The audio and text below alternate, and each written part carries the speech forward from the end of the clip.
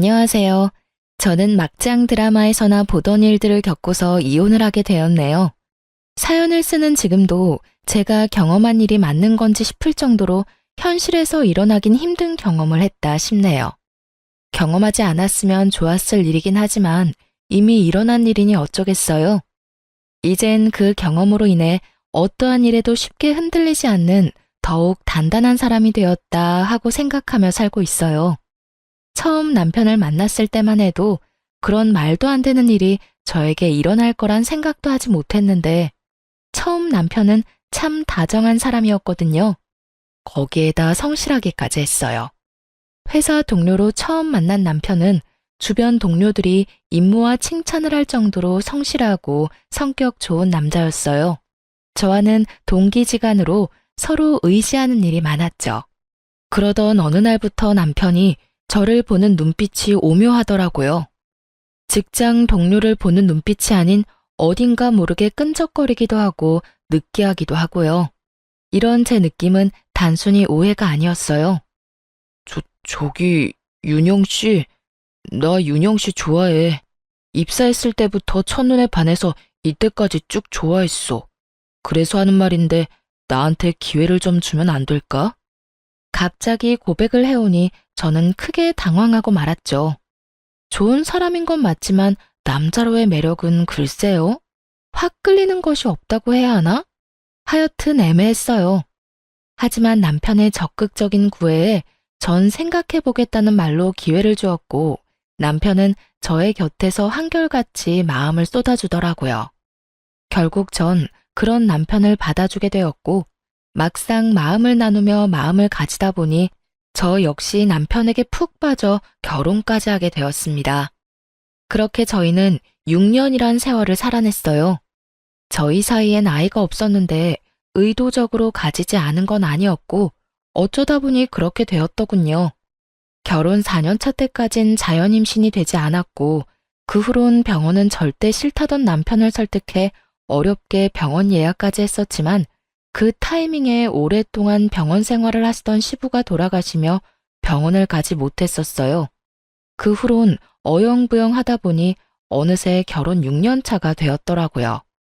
다행인지 불행인지 시댁에서는 아이에 대한 압박은 전혀 없었고 저 역시 아기를 가지고 싶은 시기가 지나고 나니 임신에 대한 욕심이랄까 미련이랄까 그런 감정들이 점점 무뎌져 크게 노력하지 않는 상황이 되었던 거죠. 아기가 없다 보니 남편과 저는 결혼 생활 6년이 무색할 만큼 신혼의 느낌이 남아있을 정도로 사이가 좋았어요. 오롯이 서로에게만 집중을 하면 되니 싸울 일도 적었고요. 무엇보다 남편이 한결같이 다정한 모습을 보여주니 정말 남자 하나는 잘 골랐다는 생각이 들기도 했었는데 어느 날부터 그런 남편이 변하기 시작하더라고요. 서서히 변하는 것도 아닌 하루아침에 남편이 낯설게 느껴질 만큼 저를 쌀쌀맞게 대하기 시작하는데 이게 무슨 일인가 싶더라고요. 남편이 달라진 것은 말뿐만이 아니었어요. 지난 6년 동안 가끔 다투는 일이 있더라도 잠만은 한 침대에서 자야 한다며 제 옆에 꼭 붙어 자던 남편이었는데 변했다고 느낀 순간부터 회사 일이 바빠 일을 마저 보고 자야 한다며 안방이 아닌 서재에서 자는 날들이 길어졌어요. 결국 전 이대로 안 되겠다는 생각이 들어 서운함을 비추며 말했죠. 여보, 요즘 나한테 너무 소홀한 거 아니야? 내가 뭘? 이런 핑계 저런 핑계 대면서 잠도 서재에서 자고 말투도 좀 쌀쌀맞아졌고 말이야. 그리고 그 눈빛, 요즘 날 보는 눈빛이 예전 같지 않단 말이야. 이런 핑계 저런 핑계 대는 게 아니라 정말로 일이 바빠서 그래. 그리고 우리 결혼한 지 6년이 넘었어. 내가 로봇도 아니고 어떻게 늘 한결같을 수가 있겠어? 아무리 그래도 하루아침에 당신이 변하니까 내가 너무 서운해서 그렇지. 당신은 서운할 시간도 있고 한가해서 좋겠다. 나는 요즘 일이 바빠서 잠잘 시간도 모자라는데 말이야. 어찌됐든 한동안은 나 일 때문에 바빠서 좀 예민할 거니까 당신이 이해 좀 해. 우리 집에 신경도 좀 쓰고 며칠 전에 엄마랑 통화했는데 당신한테 요즘 연락 한 통 없다고 섭섭해 하시더라. 한 달 전만 하더라도 제가 섭섭하다고 하면 어떻게 해서든 제 마음을 풀어주려고 노력하던 남편이었는데 하루아침에 사람이 변해도 어쩌면 저렇게나 변할 수가 있는지 제가 알던 남편이 맞나 하는 생각마저 들더군요. 이런 제 마음을 눈치챘는지 남편은 저를 한번 쓱 보더니 이렇게 말을 하더군요. 바쁜 일만 끝나면 당신하고 나하고 휴가 좀 내고 여행이라도 가자. 그때 내가 당신 마음 풀어줄게. 요즘은 정말 내가 너무 정신이 없어서 그래. 일 처리도 다 안 됐는데 계속해서 일은 밀려 들어오고 어떻게 해서든 일 처리를 하려다 보니까 실수는 많아지고 말이야. 그래서 내가 요즘 진짜 힘들어. 몸이 10개라도 모자란 지경이라고. 그러니까 당신이 조금만 참아주라. 이렇게까지 말하니 그깟 말투와 눈빛이 뭐라고 이리도 힘든 남편을 잡아댔나 미안하기까지 하더라고요. 내가 미안해. 나는 당신이 그렇게까지 힘든 상황인 줄 꿈에도 몰랐어. 그저 좀 바쁜가 보다 싶었지. 어찌됐든 바쁜 것만 끝내놓고 나랑 놀아주기다. 나 연차도 많이 쌓여있고 당신만 시간 내면 언제든지 여행 갈 수 있어. 그래, 알겠으니까 엄마한테 전화나 좀 해. 그러다가 엄마 부르릉 떨어진다. 알겠어. 마음이 풀린 저는 남편의 말대로 시모에게 전화를 걸었고 들은 대로 시모가 단단히 심통이 난 듯 툴툴거리며 전화를 받더군요. 어머님, 뭐 하세요? 뭐 하긴, 할 일 없는 노인네가 뭐 하겠냐? 그냥 있지. 그런데 무슨 일이냐? 그간 연락도 없더니. 에이, 어머님, 누가 들으면 몇 달씩 연락 한 통 안 드린 줄 알겠어요. 저번 주에도 통화했었잖아요. 그깟 전화 좀 해줬다고 지금 나한테 유세 부리니? 그리고 네가 언제 나한테 전화를 했다고 하니? 너 꿈꿨니? 도대체 누구랑 통화하고 나한테 전화했다고 우기는 거야? 제가 우기는 게 아니라요. 어머님이 잊으신 것 같아요. 정 제 말이 미덥지 않으시면 전화 끊으시고 통화 목록 한번 보세요. 아유, 몰라. 어찌되었든 너 그러는 거 아니다. 늙은 시모 이런 식으로 홀대하는 거 아니란 말이야. 내가 너 시집 와서 애 하나 못 낳는다고 잔소리한 적이 있니? 아니면 날마다 집에 찾아오라고 시집살이를 시킨 적이 있니? 내가 너한테 잔소리하는 사람도 아닌데 왜 그렇게 찾아오기는커녕 연락도 자주 안 하는 게야? 설마 내가 너무 잘해주니 내가 만만해서 그따위로 행동하는 거니? 아니에요, 어머님. 왜 말을 그렇게 하세요? 제가 언제 어머님을 무시했다고. 그런 거 아니니까 마음 푸세요. 마음 풀기는 무슨. 내가 너 앞으로 어떻게 하는지 두고 볼 거야. 싫은 소리 듣기 전에 알아서 잘해. 시모가 조금 까칠한 면이 없지 않아 있긴 했지만 이 정도는 아니었는데 유독 짜증스럽게 구는 시모를 보니 제가 좀 너무했나 하는 생각이 들기도 하더라고요. 평소에도 저런 말을 달고 사는 극성 시모 같았다면 또 시작이라 하고 넘겼을 텐데 까칠하긴 해도 저렇게까지 말하는 사람은 아니었으니까요. 그래서 전 남편에게 어떻게 해야 할지 하고 고민을 털어놓게 되었고 남편에게선 의외의 말을 듣게 되었어요. 여보, 어머님이랑 통화했는데 많이 서운하신 것 같더라. 평소와는 좀 다르게 짜증도 많이 내시고 화도 좀 내시더라고. 앞으로 어떻게 할 건지 두고 볼 거라고도 하시고 어머님 그런 말까지 하실 분은 아니잖아. 그렇긴 하지. 그런데 정말 엄마가 그런 말까지 했다고? 그렇다니까. 그래서 하는 말인데 어떻게 하면 어머님 화가 좀 풀릴까? 주말에 찾아뵐까? 아니, 그거보단 엄마 데리고 병원 좀 가봐야 할 것 같은데. 병원? 병원은 왜? 왜? 사람이 아픈 데가 생기면 안 하던 짓도 하고 예민해지기도 한다잖아. 병원 간 김에 여기저기 검사도 좀 해봐야겠어. 엄마 건강검진 받을 때도 됐으니까. 그래? 알겠어. 그러면 당신은 바빠서 안 될 테고 내가 연차 쓰고 모시고 다녀올게. 아니야, 내가 다녀올게. 겸사겸사 엄마하고 시간도 보내지 뭐. 당신은 일해. 그러면 그럴래? 알겠어, 그럼. 다녀와서 연락해줘. 남편은 걱정이 컸는지 다음날 바로 시모를 데리고 병원에 다녀왔고, 그날 저녁 퇴근을 하고 집으로 가니 남편의 얼굴이 좋지 않더라고요. 여보, 어머님 어디 안 좋으셔? 많이 편찮으시대? 그게 치매 초기 증상이 보이는가 봐. 아직 치매는 아닌데 그런 증상이 보이긴 한다고 하더라고. 거기에다 몸도 전체적으로 많이 쇠약해지셨다네. 나이가 있으시니까 어쩔 수 없긴 하지만 마음이 좋지 않아. 예상치 못한 결과에 무슨 말을 어떻게 해야 할지 몰라 쉽사리 말할 수가 없더라고요. 저와 남편은 아무 말도 쉽사리 할 수가 없었고 한참을 고민하던 남편이 어렵게 이야기를 꺼내더군요. 저기 여보, 나 우리 엄마 우리 집에서 모시고 싶어. 당신한텐 이런 말 너무 미안하긴 한데 몸도 정신도 아픈 엄마 혼자 두는 게 마음이 편치 않아. 혹시라도 저렇게 혼자 지내다가 큰일이라도 나면 그 죄책감에 나 못 살 것만 같아. 이대로는 일도 손에 안 잡히고 말이야. 오늘도 병원에서 결과 듣고 혼자 엄마 집에 엄마 모셔다 드리고 오는데 마음이 너무 안 좋았어. 이런 식으로 시모를 갑자기 모시고 살게 될 거라곤 상상도 못 해본지라 어떻게 해야 할지 모르겠더군요. 어떤 말도 쉽사리 꺼내지 못하고 있는데 문득 이런 생각이 들더라고요. 만약 우리 엄마가 이런 상황이라면 나는 어떻게 했을까 하고요. 그렇게 생각하니 쉽게 결정이 섰어요. 그래, 그렇게 하자. 다른 사람도 아니고 당신 어머니인데 그렇게 해야지. 당신 말대로 어머님 혼자 계시다. 혹여나 큰일이라도 나면 나 역시 많이 후회할 것 같아. 그러니까 우리 후회하지 않게 어머님 잘 모셔보자. 정말이야? 고마워 여보. 내가 더 노력하고 잘할게.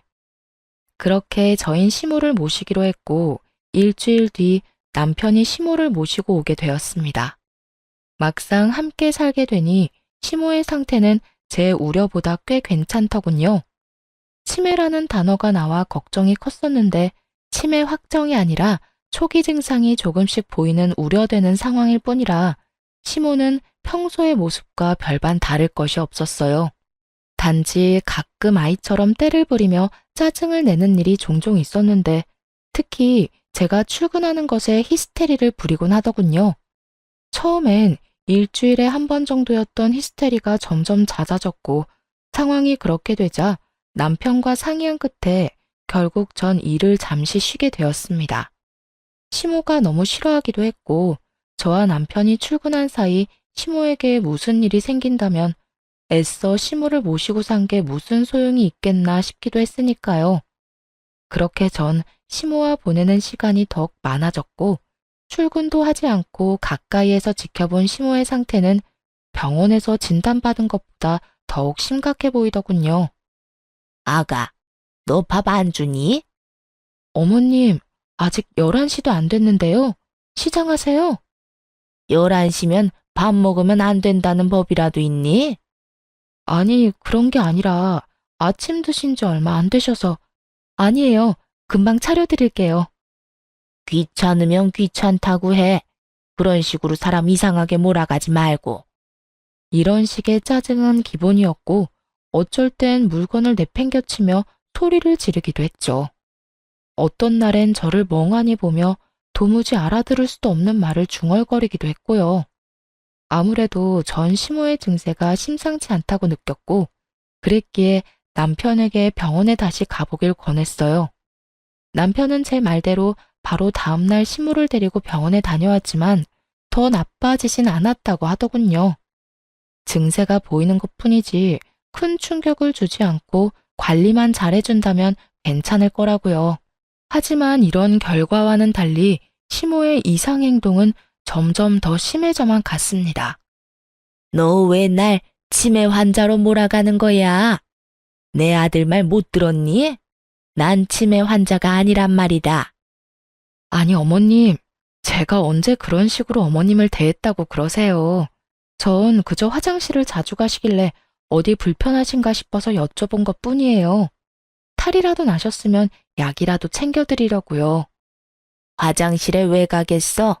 그리고 자주 갈 수도 있는 거지. 뭘 하나부터 열까지 다 따지고 들어. 전 걱정이 돼서 그랬어요. 기분 나쁘셨으면 죄송해요. 내가 네 생각을 모를 줄 알아? 멀쩡한 사람 치매 환자로 몰아서 요양원이라도 넣으려고 그러는 거. 꿈도 꾸지 마라.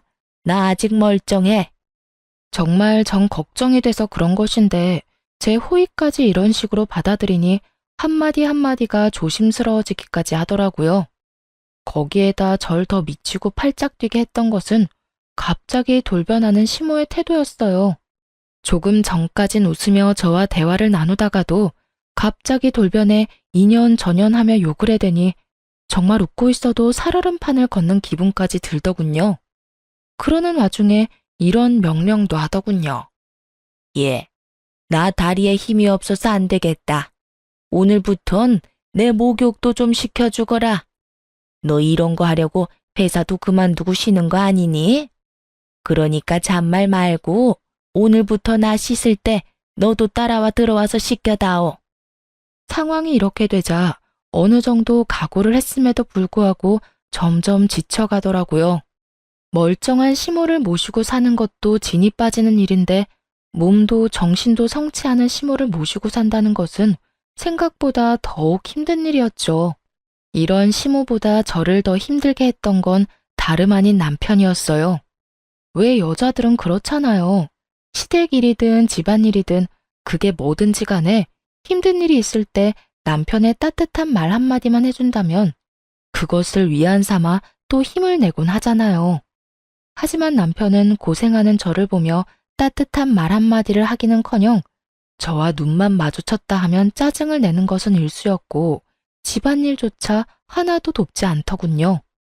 퇴근하고 돌아온 남편이 하는 것이라곤 그저 먹고 씻고 자는 것뿐이었어요. 여보, 정말 해도 해도 너무한 거 아니야? 회사 일로 힘들고 예민한 거 나도 잘 알아. 그래서 나도 이해해보려고 노력했는데 아무리 힘들다고 해도 이건 아니지. 내가 뭘 어떻게 했다고 힘든 사람 붙잡고 이 난리야. 내가 당신한테 뭐 잘못했어? 내가 무슨 죄인이라도 되냐고. 왜 나랑 눈만 마주치면 짜증을 내? 거기에다가 내가 이 집 식모야? 내가 이 집 요양보호사라도 되냐고. 하루 종일 어머님 쫓아다니면서 뒤치다꺼리 한다고 힘들어 죽겠는데 당신은 퇴근하면 차려준 밥 먹고 씻고 자기 바쁘고. 이게 뭐야? 왜 나만 다 희생하면서 살아야 하냐고. 그러면 나보고 어쩌라고. 나도 회사 그만두고 집에 당신이랑 엄마랑 옹기종기 붙어 앉아서 하루 종일 손가락 빨면서 그냥 그러고 살아? 그걸 원하는 거야? 그런 말이 아니잖아. 적어도 말 한마디, 행동 한 번이라도 따뜻하게 해달라는 말이야. 그건 내가 말했잖아. 나도 회사 일이 바빠서 예민하다고. 그래서 이해 좀 해달라고 말이야. 따뜻한 말 한마디 하는데 돈이 들어? 아니면 시간이 몇 시간씩 걸려? 그런 것도 아니잖아. 내가 원하는 건 오늘 하루도 수고했다, 고생했다. 고작 이런 것들인데 그런 것들도 못 해주는 거야? 예민하면 그런 말도 못 하는 거야, 당신은? 내가 이런 취급이나 받으려고 회사도 그만두고 어머님까지 모시는 줄 알아? 적어도 나한테 미안하고 고마운 마음 정도는 있어야 하는 거 아니야? 이런 식으로 사람 몰아붙일 거였으면 모신다고 하지 말지 그랬어. 착한 며느리인 척, 마음 넓은 척 하면서 엄마 모신다고 할 때는 언제고 이제 와서 공치사라도 늘어놓고 싶은 거야? 그런 거야? 그런 말이 아니잖아. 그저 나도 밖에서 일하는 것만큼 힘들다고 이야기하는 거라고.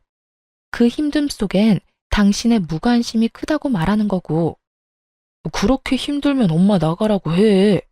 나한테 와서 관심이 부족하다면서 잔소리하지 말고. 도저히 말이 통하지 않더군요. 상황을 해결해 보려는 노력은커녕 싸우려고 작정한 사람처럼 보이기까지 했으니까요. 더 말해봤자 싸움만 커질 것 같아 제가 먼저 자리를 피해 거실로 나와버렸고 거실엔 저희 이야기를 다 들었는지 시모가 저를 노려보더라고요. 어머님, 다 들으셨어요? 다 들으라고 그렇게 고래고래 소리를 질러댄 거 아니니? 내가 힘들게 하면 얼마나 힘들게 했다고 내 아들을 쥐잡듯이 잡아대는 거야? 네가 뭔데 내 아들한테 감히 그딴 소리를 짓거려대는 거냐고. 어머님, 전 그게 아니라요. 그저 그이한테 좀 섭섭해서 그랬어요. 섭섭? 네가 섭섭할 게 뭐가 있다고? 아무것도 하는 것도 없으면서 넓은 집에서 남편이 벌어다 주는 돈으로 편하게 살면서 뭐가 섭섭한 게 있냐고. 아주 호강이 늘어지셔서 시간이 남아 도는가 보지? 그러니 쓸데없는 걸로 남편 드잡이나 하고 있지. 아무것도 하는 게 없다뇨. 밥이고 청소, 빨래까지 누가 다 하는데요. 그것뿐인가요? 하루 종일 어머님 쫓아다니면서 뒷바라지는 또 누가 하는데요. 어머님께서 그런 식으로 말하면 안 되죠. 뭐? 내 인연이? 시모는 막을 새도 없이 저에게 다가와 제 뺨을 때려버렸고 때마침 나온 남편이 그 광경을 보곤 급히 시모를 데리고 방으로 들어가 버리더군요. 상황이 그렇게 되자 남편 미운 것은 물론이었고 살면서 상상하지도 않았던 이혼까지 하고 싶은 심정이었어요. 제가 시모에게 뺨까지 맞은 것을 뻔히 알면서도 남편은 아무 말도 없었고 오히려 저를 피한다는 느낌마저 들기 시작하더군요. 시모의 행패는 점점 더 도를 넘어서고 있었고 전 마음을 다잡아보려 참 무던히도 노력했습니다. 다른 것도 아닌 시모가 많이 아프니 저런 것이라고 생각하면서요. 그 당시 전 아픈 사람을 버리고 이혼하는 것은 아니라는 생각이 강했고 그때까진 남편 역시 이 상황이 힘들어 예민한 거라 그리 믿고 저 자신을 위로했던 것 같아요.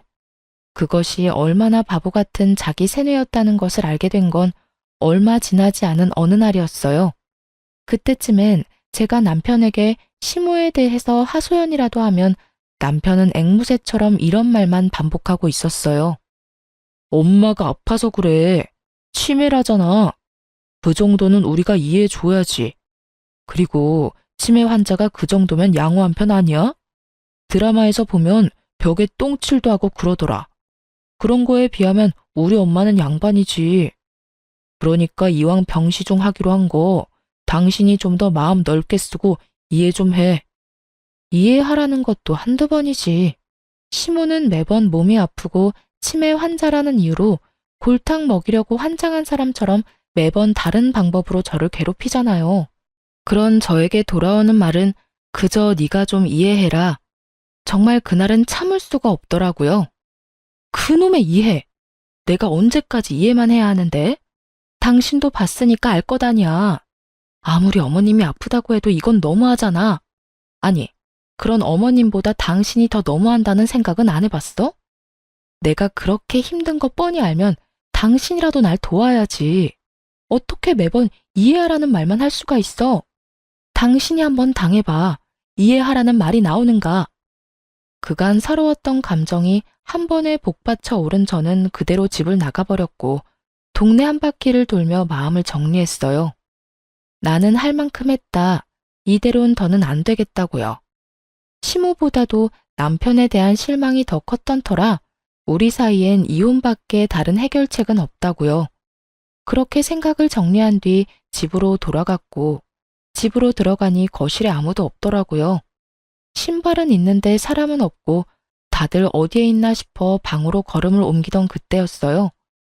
시모의 방에서 깔깔거리는 웃음소리와 함께 말소리가 들려오더라고요. 얼마나 신이 나셨는지 제가 들어온 것도 모르고 한껏 들떠서 대화를 나누고 있더군요. 엄마, 무슨 연기를 그렇게 잘해? 난 엄마가 연기한다는 걸 다 알고 보는데도 가끔 엄마가 진짜 치매인가 싶다니까. 이 엄마가 못하는 게 있는 줄 알아? 마음만 먹으면 그깟 치매 연기쯤이야 누워서 떡 먹기지. 그나저나 수정이도 한계인 것 같지? 조만간 못 견디겠으니까 이혼하자고 할 것 같아. 다 엄마 덕분이야. 고마워.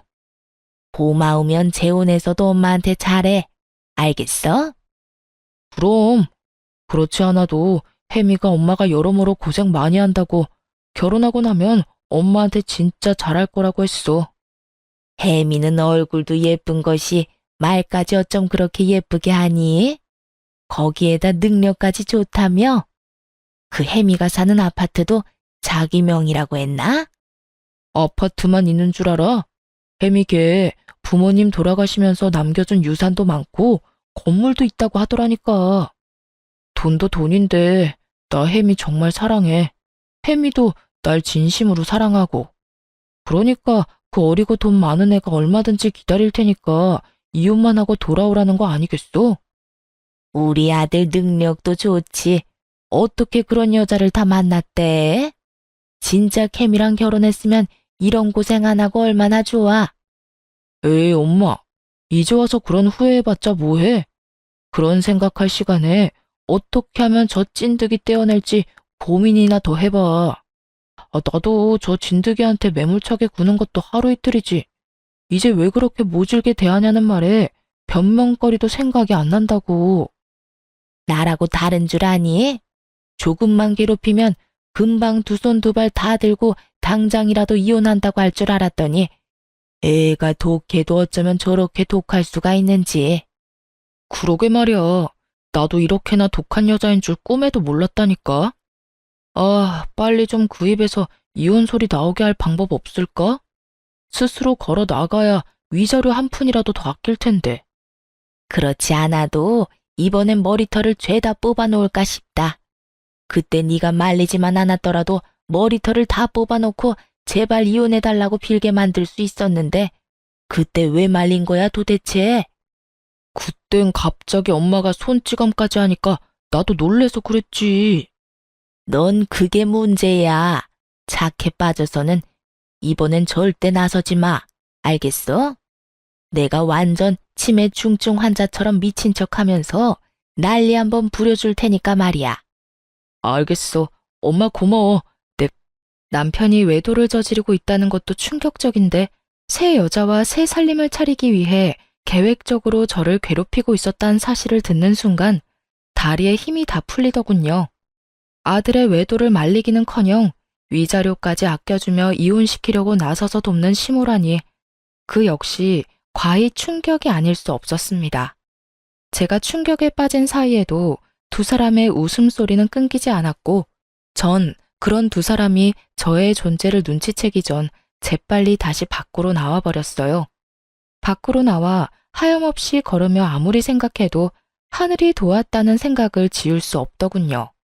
그렇지 않고서야 이혼을 마음먹은 타이밍에 남편의 추악한 계획을 낱낱이 다 알 수나 있었겠어요? 외도를 저질러 이혼은 하고 싶은 마당에 위자료 아끼려고 저딴 치졸한 짓거리까지 하는 인간이라니 아무리 생각해도 깔끔하게 이혼해주는 것은 아니란 생각이 들더군요. 그래서 전 이혼은 잠시 미뤄두고 복수라는 걸 결심했습니다. 제가 당한 것이 있는데 똑같이 갚아줘야 한이라도 풀리지 않겠어요? 우선 흥신소를 통해 남편의 뒤를 밟기로 했어요. 제가 모르는 무언가가 더 있을까 해서였죠. 그렇게 흥신소의 연락을 기다리는 동안 감쪽같이 치매 연기를 하며 저를 못살게 굴었던 시모에게 하나하나 다 갚아주기 시작했어요. 시모의 괴롭힘은 주로 남편이 출근하고 난 후에 시작되곤 했는데 남편과 작당 모의를 하고 난 다음 날은 아예 작정하고 유독 심하게 히스테리를 부리기 시작하더군요. 시작은 아침 식사 자리부터였죠.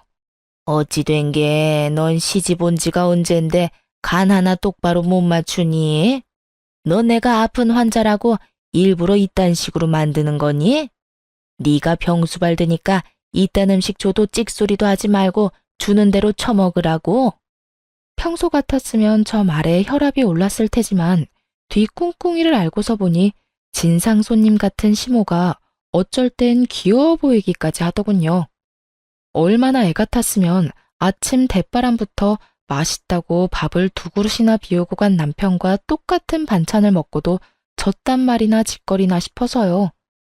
저는 아무런 대꾸도 하지 않고 어디까지 지랄을 떠나 그저 지켜보았고 그런 제 행동에 약이 오를 대로 오른 시모가 냅다 밥그릇을 집어던지며 욕설을 뱉어내기 시작하더군요.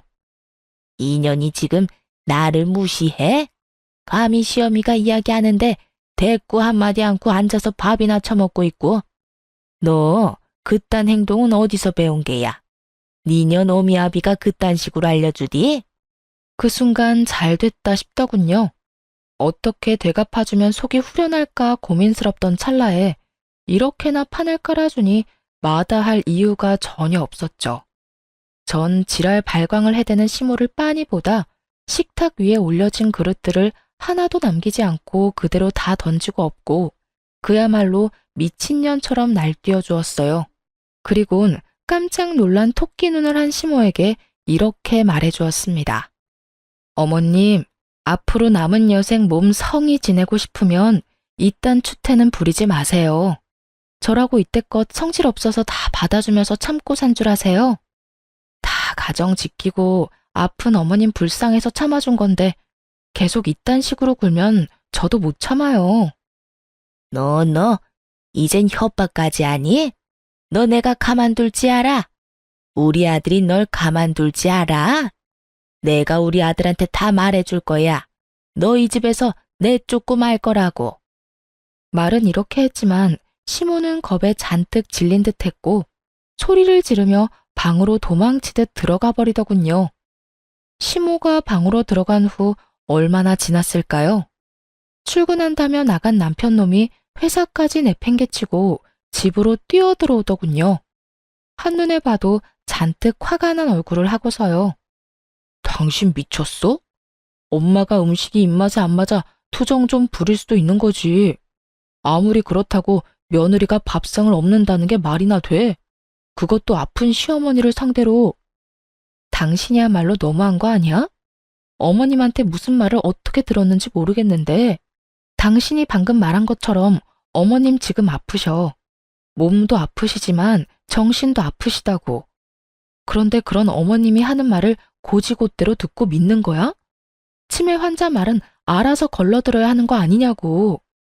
그렇게 치매 환자라는 것을 강요하던 남편은 막상 제가 치매 환자라는 걸 내세우며 맞서자 크게 반박할 말이 떠오르지 않았나 봐요.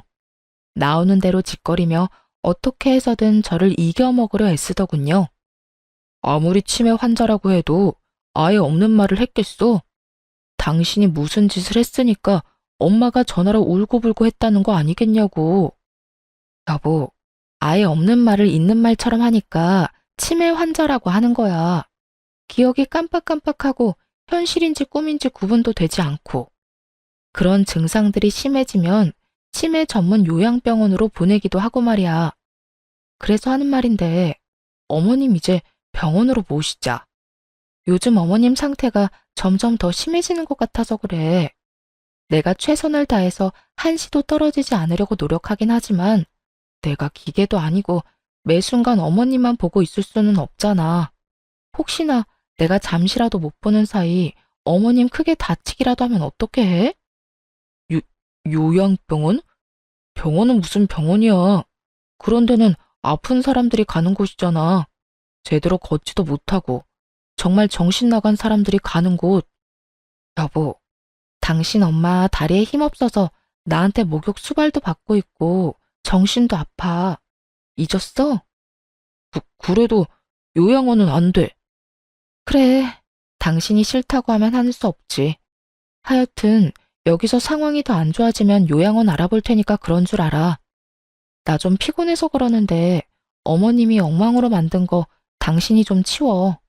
아침부터 어머님이 난리치셔서 너무 지친다. 어? 이걸 나보고 치우라고? 왜? 치울 줄 몰라? 몰라도 해. 이제부터 배워야지. 우리 엄마 아니라 당신 엄마잖아. 앞으로 당신도 나서서 좀 도와. 저는 그대로 방으로 들어와 버렸고 조용하다 싶더니 이내 깨진 그릇 치우는 소리와 궁시렁거리는 남편의 목소리가 들리더군요. 그 후로도 시모가 절 괴롭히려는 시도는 많았지만 시작이 힘들어서 그렇지 한 번 되갚아주고 나니 두 번째, 세 번째는 쉽더군요. 아니, 쉬운 거를 넘어 즐겁기까지 했습니다. 시모가 먹는 것, 씻는 것 등으로 저를 괴롭히려 안간힘을 쓰면 저 역시 그럴 때마다 솥에 밥을 해서 준다거나 찬물로 샤워를 시켜버리는 등 가차없는 복수를 해주었으니까요. 한마디로 입을 뗄 때마다 더 큰 보복으로 시모를 대하고 있었죠. 상황이 그렇게 되자 시모는 도저히 안 되겠다 싶었는지 남편이 퇴근하는 순간을 맞춰 밑도 끝도 없이 제 머리채를 잡고 흔들더군요. 인연, 너 잘 걸렸다. 내가 너 벼르고 있었어. 이제 어떻게 할 거냐? 내 아들도 다 보고 있다 이거야. 오늘 나 살고 너 죽는 날이다 인연. 아, 이거 놔요. 이거 당장 놓으라고요. 싫다. 내가 이때껏 얼마나 참았는데 이걸 놓겠어? 내가 말했지. 오늘 너 죽고 나 사는 날이라고. 어디 한번 죽어봐라. 분명 놓으라고 경고했어요. 경고? 웃기고 있네. 네가 뭘 할 수 있는데? 나한테 이렇게 머리채 잡혀서 힘도 못 쓰는 주제에. 다리에 힘이 없어 샤워도 혼자 못한다는 노인네가 어쩌면 그렇게 힘이 드센지 무턱대고 뿌리쳤다간 제 머리카락이 다 뽑힐 것만 같더라고요. 그래서 전 있는 힘껏 시모의 머리채를 같이 잡고 흔들어 버렸고 그런 저의 대응에 시모가 놀랐는지 잠시 움찔하더군요. 그 순간 전 시모의 손을 뿌리치고 곧바로 강 건너 불구경하듯 구경만 하고 있는 남편을 향해 있는 힘껏 밀어버렸어요. 너 미쳤어? 이게 뭐 하는 짓이야? 엄마 머리채를 잡는 것도 모자라서 밀치기까지 해? 전현이 드디어 미쳤구나. 정신병원은 내가 아니라 전현이 가야겠다 아들. 뭐하니? 당장 전현 앉혀놓고. 미친 게 분명하다 분명해. 그렇지 않고서야 어떻게 시험이 머리채를 잡는단 말이야? 엄마, 괜찮아? 어디 삐끗한 데는 없어? 너 우리 엄마 어디 다치기라도 했어봐. 내가 너 가만 안 둘 거야. 나 괜찮으니까 내 신경 쓰지 말고 당장 병원에 전화해라. 정신병원. 전현 저거 미친 게 분명해. 머리채를 먼저 잡은 것이 누군데 누굴 정신병으로 몰고 가는 것인지 모르겠더군요. 전 그런 두 사람에게 고래고래 소리를 질러주었어요. 이 상황에 내가 안 미치는 게 이상하지 않아? 이 미쳐 돌아가는 상황에 내가 어떻게 안 미치고 버티겠어? 당신 진짜 미쳤어? 미치려거든 곱게 미쳐. 어디서 우리 엄마한테 폭력이야? 머리채는 누가 먼저 잡았는지 잊었나 봐. 치매 걸린 네 엄마가 내 머리채 먼저 잡은 거 못 봤어? 네 엄마는 내 머리채 잡고 흔드는데 나는 가만히 있어야 해? 아, 맞다. 네 엄마 치매 아니었지 참. 그게 무슨 소리야. 우리 엄마 아픈 거 당신도 잘 알잖아. 웃기고 있네. 아직까지 모르겠니? 나 다 알아. 두 사람이 나 쫓아내려고 내 입에서 이혼 소리 나오게 하려고 연기한 거 다 알고 있다고. 저는 소리를 지르며 흥신소 직원에게 받은 남편의 외도 증거 사진들을 두 사람에게 던져버렸어요. 그러자 두 사람은 이제 후련하다는 표정으로 자리를 털고 일어나더니 이렇게 말하더군요. 아, 다 알았어? 그래서 당신이 근래 이상하게 굴었던 거구나. 어쩐지 이상하다더라니. 진작 다 안다고 말하지 그랬어.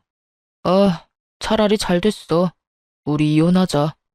그래, 나도 연기하는 것도 힘들던 차에 차라리 잘 됐구나. 너 우리 아들하고 이혼하거라. 위자료 줘야 하는 게 좀 아깝긴 하지만 어쩌겠어. 상황이 이렇게 됐으니. 위자료 두둑하게 챙겨줄 테니 당장 이혼해다오.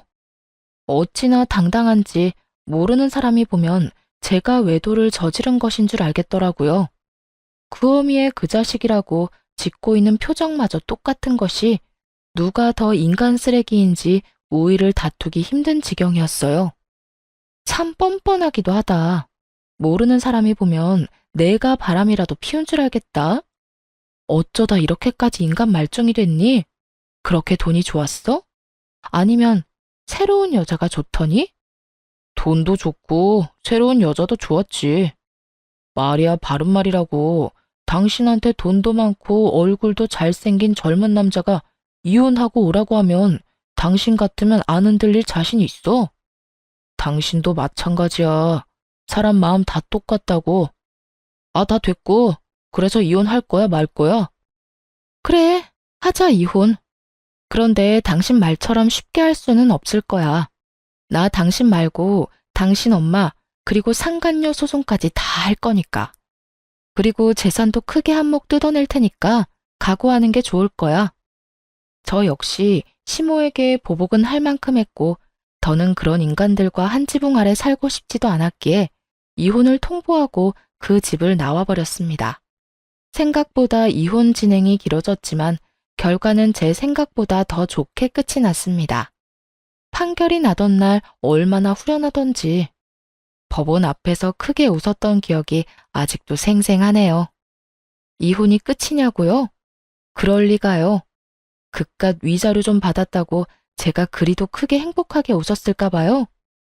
흥신소를 통해 알게 된 것인데 능력 좋고 돈 많은 그 상간녀는 사실 도박 중독자이더군요.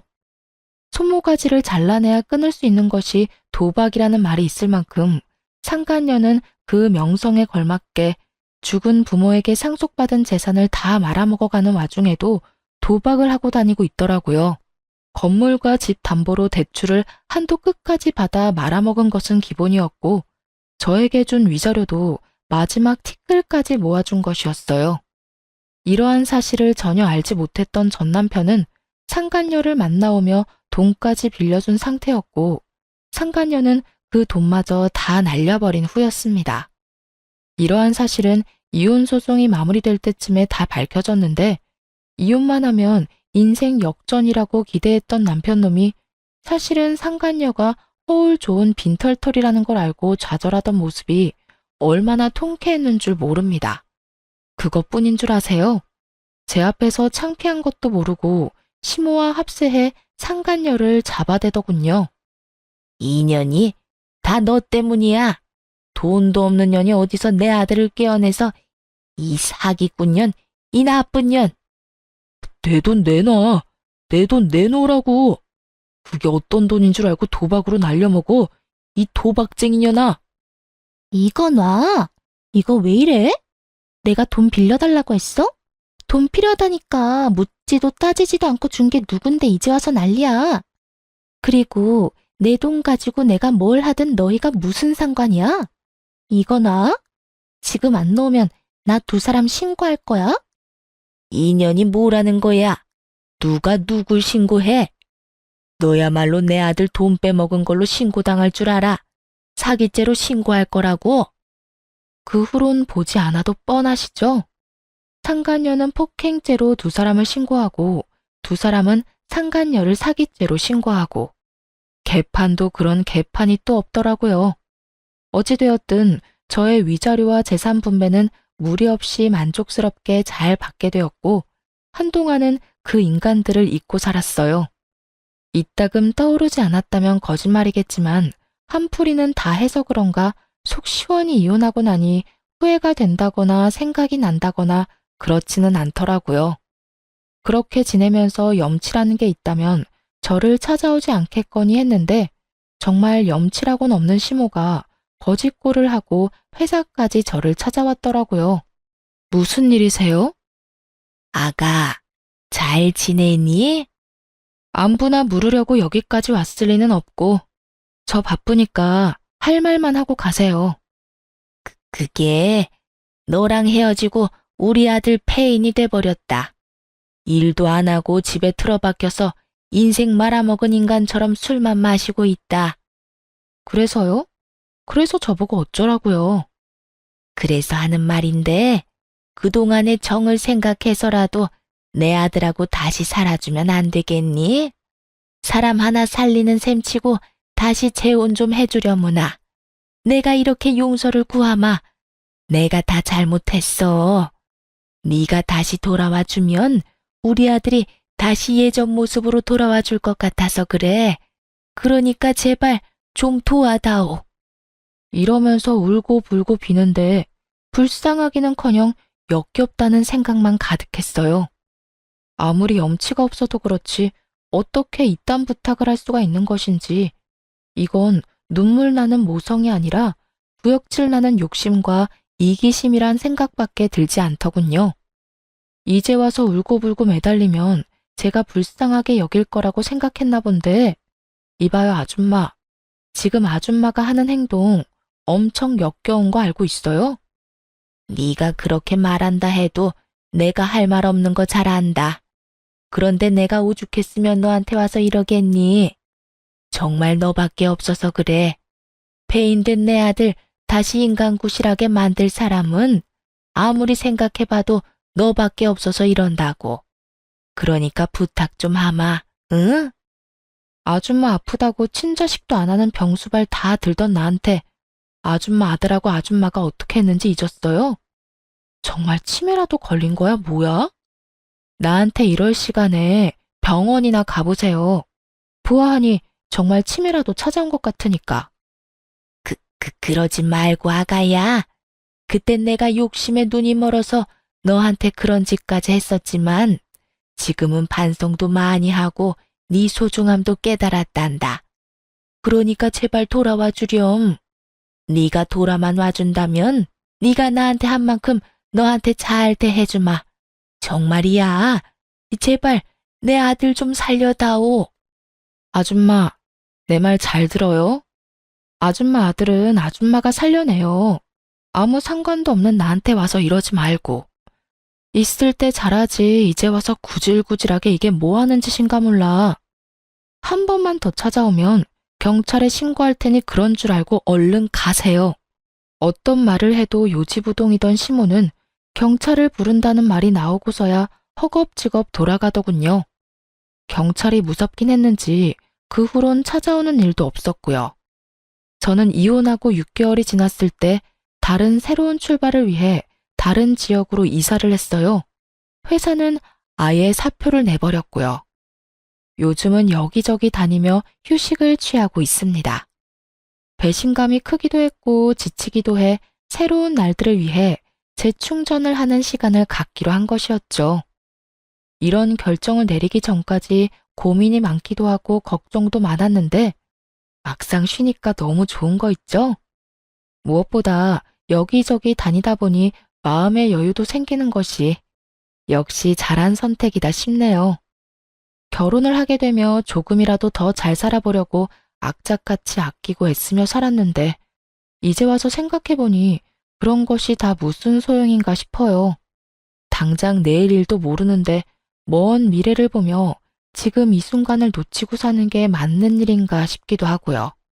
그래서 전 앞으로 먼 미래보다 당장 지금을 조금 더 즐기며 살아가 보려고요. 여러분도 응원해 주실 거죠? 그러면 저는 이만 물러가 보겠습니다. 긴 시간 함께 해주신 모든 분 감사합니다.